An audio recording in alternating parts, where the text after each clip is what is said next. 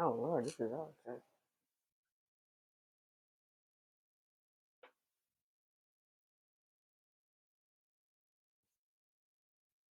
Ugh. Yep. Oh, you're just all right, everybody. Welcome to Safe Space Talk. So today is Annika's birth story. So we're going to do our ceremonial lighting of the candles for anybody going through anything, any deep thoughts, any big promotions, or just honestly just trying to make it another great day on this glorious planet we call Earth as a humanoid, trying to get through it. Because life has been lifing, I think. And that's all I If can it's one say. thing, it has been lifing. Yes. So here's your candle. We're thinking about you. Have you on our brain and sending all the good vibes. So, All right. So Annika's birth story. yes. So Annika is Mini manager. Yeah.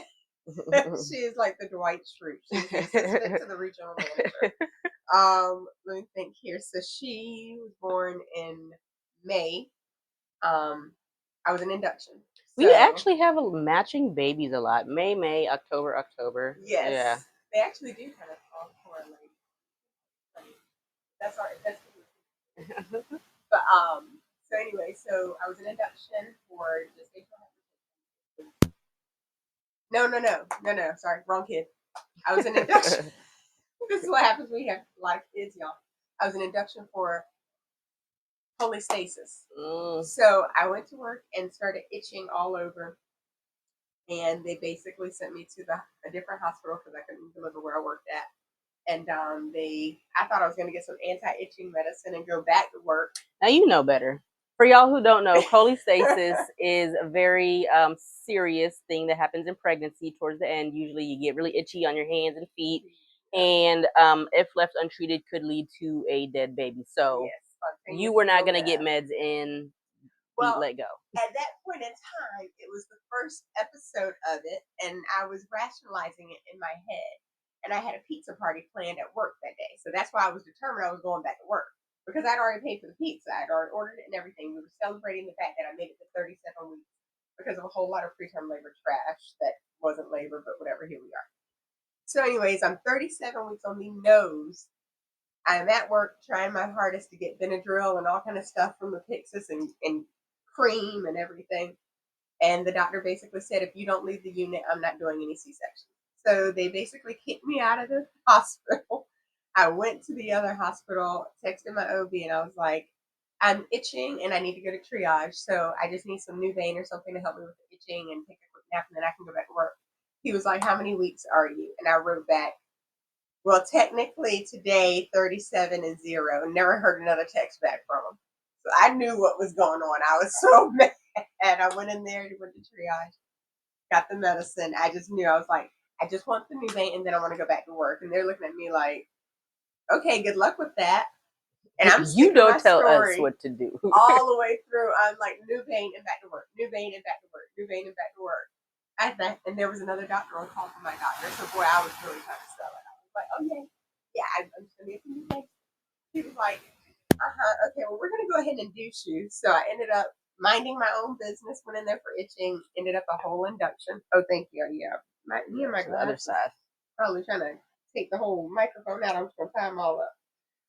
So did the itching thing got started on. What did they start me on? I think they started me on straight Pitocin, if I'm not mistaken. Yeah, I was on straight Pitocin. Did you have a cerclage this time around? No. Okay. They never gave me a cerclage. Okay. And so I think I started at. I keep getting my kids confused. I feel like with Eli, I started at maybe 3 centimeters. And then with Annika, I started. Either way, I was early. I was dilated, but I wasn't far dilated. So they put me on pit though because that's just what that hospital did. They didn't they didn't really focus on ripeners and stuff like that. So I was on Pitocin. I had wanted to go on medicated. That was my goal. Had a code word. All of these. You had the birth team. Yes, yeah. I didn't have a doula. One of my friends that's also a nurse is also a doula, and she told me to call her. Did not. I was determined that I was going to be able to do it with the support of my husband, who is very anti natural labor. But I just knew he was Yeah, going he to didn't. Then convert you, for yeah, me. you said that you gave him some study materials, and he Yes. did not study. He did not study. He did not read. There was no, you know how like when you open a book, there's like the crevice of, you can tell the It's book's been still just. opened. That book was, it was showroom new. I could have resold that thing for new material.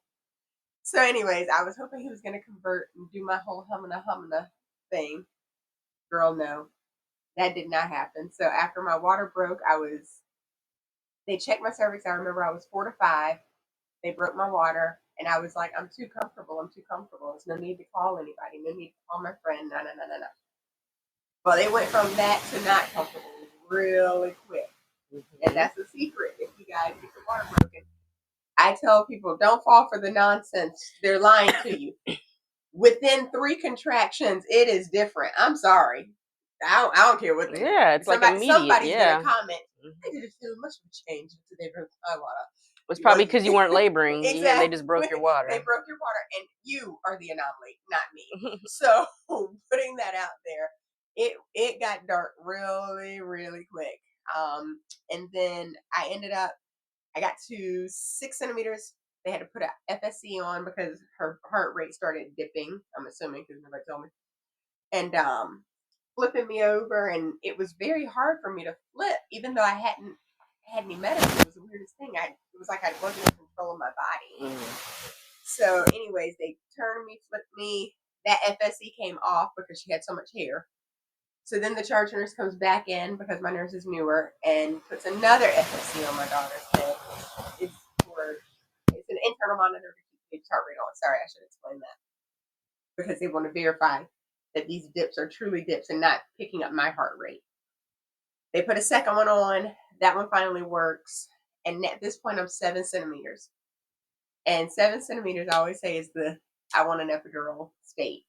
When you hit 7, you are determined. It just makes good sense. The to get husband will one lose his wife and get a beast. and get a beast. And I was sitting. I mean, he was everything but a good friend of mine at that point. And my mom had recently gotten her knees replaced, and so I didn't want her up and down. And she was trying to get up and down and comfort me. And every time she would try to get up real fast to help me with the next contraction, I couldn't take it. So without saying my code word, without doing I had a code word and a code sign, and it was supposed to be that I grabbed his hands and I squeezed his hands 3 times in between a contraction. Never gave him that. I was like, I'm not coping, and he was like, well, baby, just get the epidural. It would just be so much easier. And I was like, no, but I'm not coping. I was like, I need more help. And he's just looking like, well, what am I supposed to do? Where does my help come from? Exactly. He's like, well, how do we help you? And I'm sitting there thinking, if you read that damn book, you would know how to help me. Quick. And so I should at that point have said, call Shannon, like call my friend and get her here to help me do something. But at that point, I was so angry and I was so mad that I said, that's it. I'm just going to get the epidural. Because I knew if I had to wait on her to get there, I was going to be too far gone and too lost. And I could feel myself losing control. Yeah. And there's pain and then there's suffering. And you can suffer and not be in any pain. And you can be in so much pain without support that now you're suffering. And I crossed that threshold. I was no longer just in pain. I was suffering. Because it hurt me to watch my mom try to get up to comfort me. While my husband would say things to me, but they weren't cyclic. Like it was like he was saying things, but he just kept saying the same thing. And it was like there was no change. There was no, and you don't believe it after the third time. Yeah. Like, don't tell me you're doing good, baby. And the 75th time, I'm not believing you anymore. I don't believe you anymore. You have to change it up. So I got the epidural because they told me that if I didn't get it then, they were going back for a C-section and I was never going to get it. I said, okay, I better go ahead and get it now. So I got the epidural. Girl, whenever I say I got the epidural, I paid $1,100 for that epidural. I had it for a whole 37 minutes. I knew I was transitioning. I knew that's what was happening. I knew where I was at. I understood it. And I still, like, they checked me and I was 7, and I feel like I asked them to check me again to make sure I was more, to validate it in my head, but they said I was still 7. And I feel like in hindsight now, I think I asked them to check me too quick before I made that jump. And so whenever she said that I was still 7, I was like, then give me the epidural. So I got the epidural, paid the anesthesia portion of my bill later on. And whenever I laid back from the epidural, no lie, not even, it was an episode of Golden Girls on, which is my favorite show. They laid me back from the epidural. I laid there, and you usually stay there for about an hour. That show did not even go off. Whatever episode was already in play, still in play. And I felt punk. Mm-hmm. And I just sat there.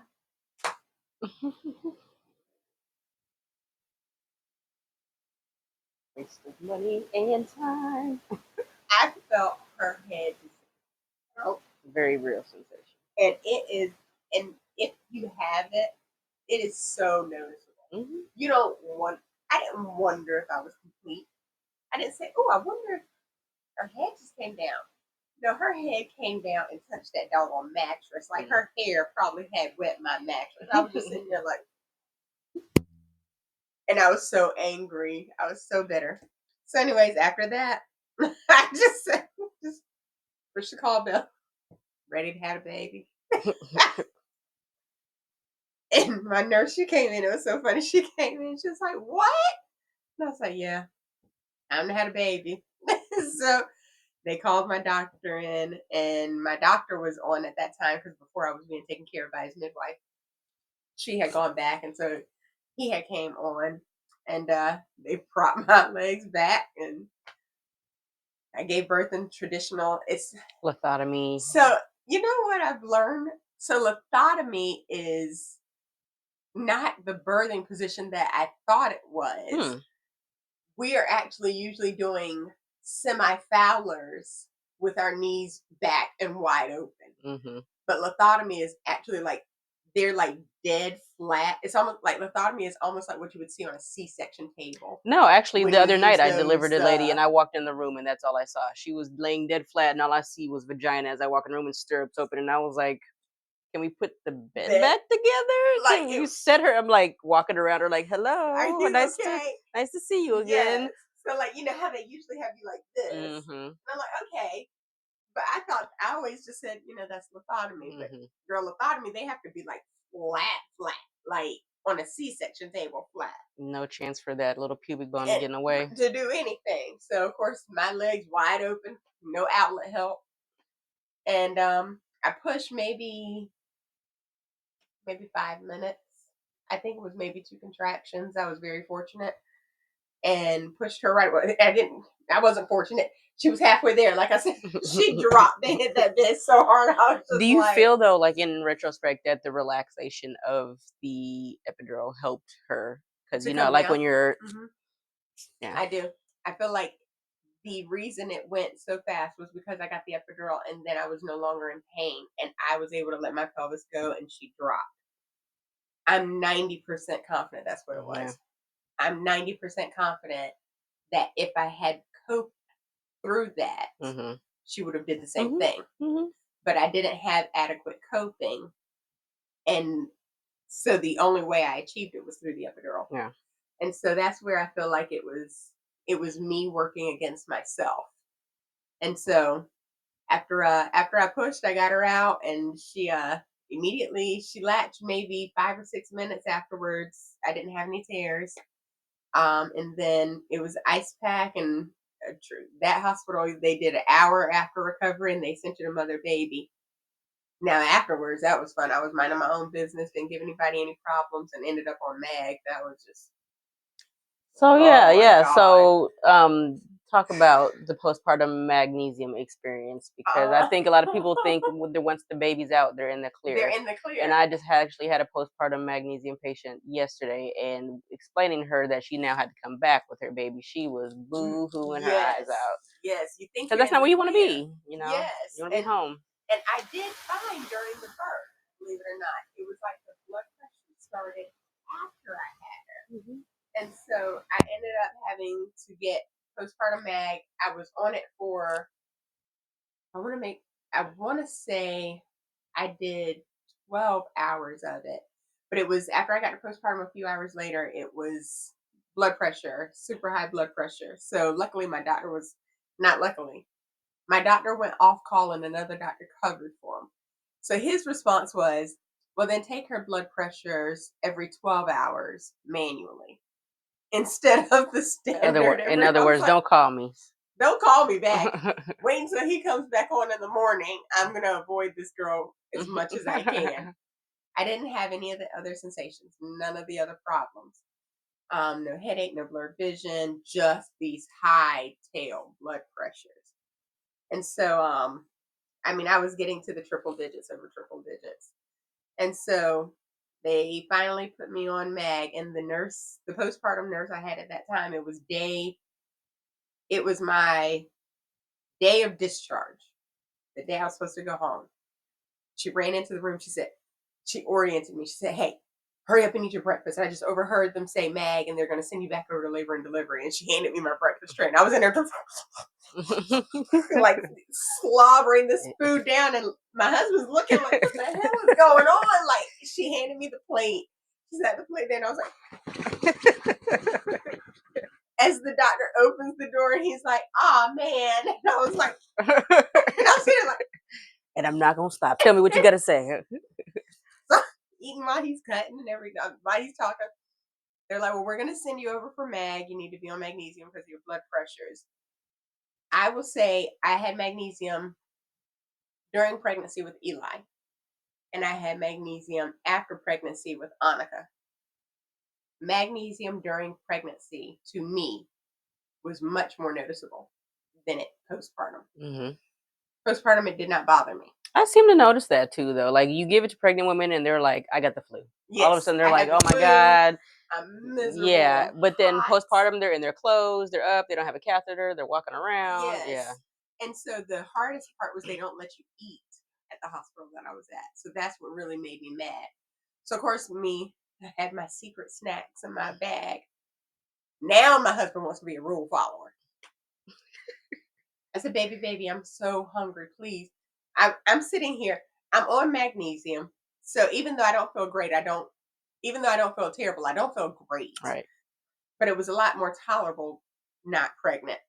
I've got a catheter in my bladder, so I'm not even supposed to get up to pee. Like the whole idea is that your blood pressures are so high, you're going to die if you step upright. So anyways, they keep you in the bed. You have to have the catheter so they can measure your urine. And I'm like, grab the secret snacks out of my bag because I'm bedbound. My gown is soaking wet. My milk has come in, everything. And my husband is white, but this Negro has the nerve to tell me, baby, now they said that you're not allowed to eat on this medicine. You scarfed down all of that food for breakfast, and this mofo came at me with all this rationality, and I was not. Move out my way and give me them snacks. That Cat Williams interview in 2024, if it had been back then, I Cat Williams that mofo at that point in time. I was like, your allegiance to losers is unlike yourself. Is very unlike you. But I was like, if you don't give me those doggone snacks out of that dang bag, we will be throwing punches in here. I can't do it. And he snuck me snacks, which is not the right thing to do. Follow your doctor's orders. Don't be me. But sometimes, honestly, my postpartum, I let them eat. Like, if they're not severe ranging, if they're, like, if they're controlled, I let them eat. Yes. Yeah. It's not and they're nursing. Yeah. So I do too, but it's provider dependent. Some providers are like, nope, staunch. They ain't getting a snack from me, not even a saltine. Yeah. And then some are like, let her eat. Feed them. Tell her, eat slowly because it can slow down your the digestion and your reflexes, so that reflex to swallow properly. You know how I can choke on air, me personally. So I'll choke on air. So that would have been my biggest thing. But so I ended up, I cried. I was like, I'm going to be here forever. I need to fill out a change of address card. I was miserable and I did fine. I recovered. They sent me home on blood pressure medicine. Then I had another follow up a week after I delivered instead of the standard 6 weeks, Mm-hmm. just for a blood pressure check. They checked and it was still borderline, but my doc knew me well enough that he let me go home and if I developed more symptoms to come back. Mm-hmm. But I didn't, and my blood pressure came down and it got better over the next few weeks. And then I recovered. But it's one of those things where it was a rude surprise. I went in for one problem, which was the cholestasis. Thought that after I had her I was gonna be in the clear, and then they had to do that plot twist on me the day of discharge because I knew it was coming with the blood pressures, but I was still hopeful That you were gonna make it out the door. that I was going to make it out of the door. Why? Why would Because I want to make it out of you're the gonna door get sent when right back. I know good and well my You're gonna blood be at home pressures like were this too and high? be 182 over 110. Oh, damn it! It got And C's. But in my mind, as rational and as intelligent as I was still hoping that they would accidentally let me go. And I can't make it make sense.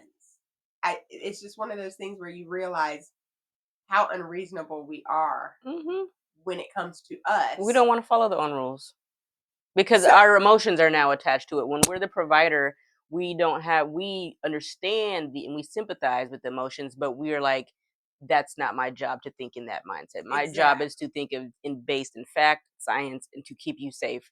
You can have all the emotions you want. One. That's not my place to base anything off of that. And I'm convincing myself, no, my blood pressure of 182 over 112, I swear, once I get in my own house, I'm calm, it'll be better. Mm-mm. And I'm looking at myself now in hindsight, like, no, you were gonna go home, Do too much. do too much, have a seizure, hmm and yet I was hoping they would accidentally not take my blood pressure and send me home. So luckily they did their due diligence. And literally that probably saved my life because my blood pressures they were ridiculous. And what scared me, so whenever patients come in and they have all the signs and symptoms, believe it or not, I'm less nervous because it makes sense that you have the symptoms. hmm I had no headache. hmm Why would you not have a headache if your blood pressure is 182 over hmm 112? Yeah. That's concerning. hmm How How's your how body how has your compensating right body now? compensated with Yeah. this blood pressure to where you don't even notice And it? then decomposition happens quickly after that. it and once your body says, okay, I've done all I can with these blood pressures, I'm out, it's hmm like bam. hmm So the fact that I had no symptoms in hindsight with these blood pressures, I'm thinking to myself, what? It was just by the grace of good karma that I basically walked out of there because I was going to be that classic. Here's a multigravida black female. All the risk factors are right there. Of course, I'm obese by the time because even though I'm not a Do they big base girl, it on your BMI even when you're pregnant? Yeah. which Yeah. blows my mind. So of course I'm obese because I'm pregnant. But anyways, so going through all of the things and yeah, literally the doctors paying attention and taking my blood pressure and my nurse advocating for me, even though I didn't get on mag. Them seeing what I was trying my hardest to not Yeah. see Yeah. because I was rational. I don't have a headache. I think it's the blood pressure cuff. I think it's your cuff. I think it's your this. I think if I just go home, it'll be fine. Yeah. No. So talk about, I know, briefly discuss the whole lactation experience for you with Annika, because I know a lot of people always, at least for me, I always felt like everybody else can breastfeed. Everybody else, it works for Mm-hmm. everybody else. Why is it not working Working for for me. me? And you don't realize how many people it's not working for, and it just is chalked up to, oh, I had low supply, and then it's Yes. just that's it, you know. So with Annika, she had a double lip tie and a tongue tie. And I was nursing and she latched right away. She stayed latched forever. But 2 days in, my nipples were bleeding, cracked, Bad and signs. yes, and Mm-hmm. she wasn't satisfied. And it was just so many things. Everything was going to hell in a handbasket, basically. I reached out to a lactation consultant that's a friend of mine. And I said, Tammy, I don't know what to do. Like, help me. And she said, send me a picture of her with her mouth open and all of that. And I sent the picture. She said, she's got it. She said, you got to go and get that clip. This is Mm-hmm. never going to work. Yeah. When I pumped, It hurt so much to latch her on, I started going to pumping only. It looked like strawberry quick. Mm-hmm. And I didn't want to feed it to her, but my lactation consultant friend, she was like, no, still feed that to her. Mm-hmm. That was a 2-week struggle for her to heal from. They make you tie. rub. Yes, Yes, they make you I've had rub two there. with the ties released, and it's like misery watching your newborn, and you're Yes. making them be in pain, but like this is for your Yes. own It's for good. your own good. And how cruel. Like, they're like, put the glove on, And go stretch in there that tongue and and all the way back. reopen Mm-hmm. that wound, Scar. because Yep. it tries to close itself back up and put the tongue right back where it was and put the lips right back against where their top of their Tied down gums to, are. yeah. And it's like, they're like, nope, go up there and ring Mm-hmm. Yep. around. And oh, I hated it. I remember crying, and then I was still pumping because trying to put her on hurt too much, and then I was using a nipple shield. I stuck with it, and I pumped and nursed for the first full year. And thank you. And I will say, between that and postpartum depression, it was a struggle. Mm-hmm. It was a struggle. People don't realize how much lactating affects your mental health. No. And my I've eyes cut were always lactating dry. short because of that before. Yes, Yeah. my Mm-hmm. eyes were dry. My mouth was always dry because I wasn't drinking enough. Mm-hmm. I was nursing her, but I wasn't worried about nursing myself. Mm-hmm.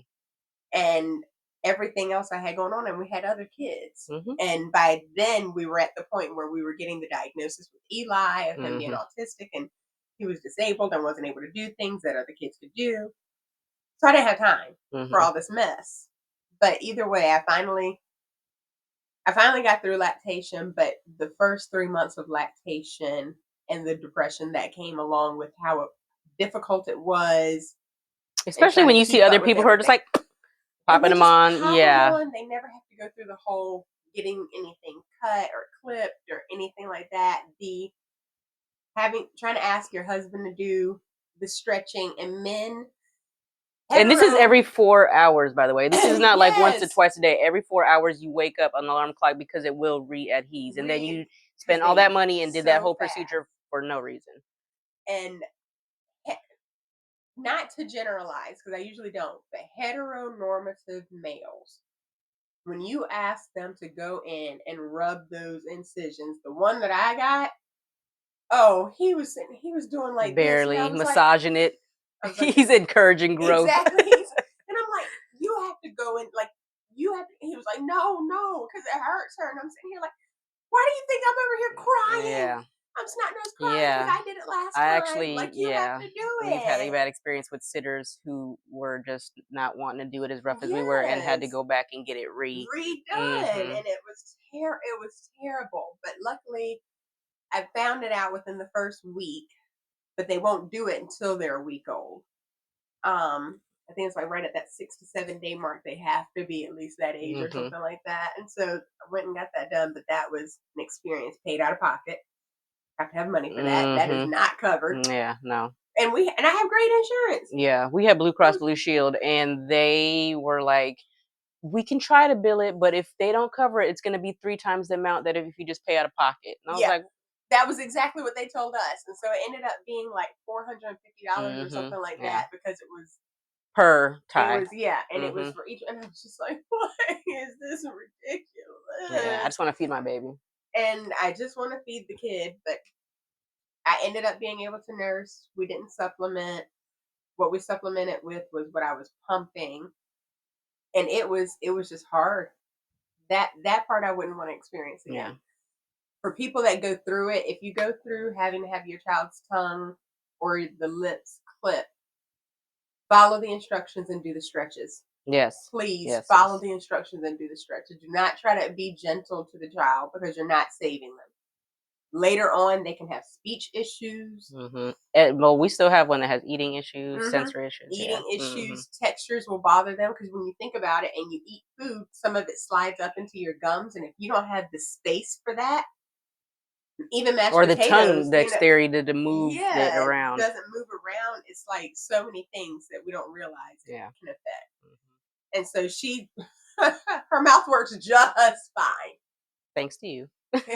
Just fine. She can sing, dance, tell you everything. Like I said, she is the Dwight Schrute of the house.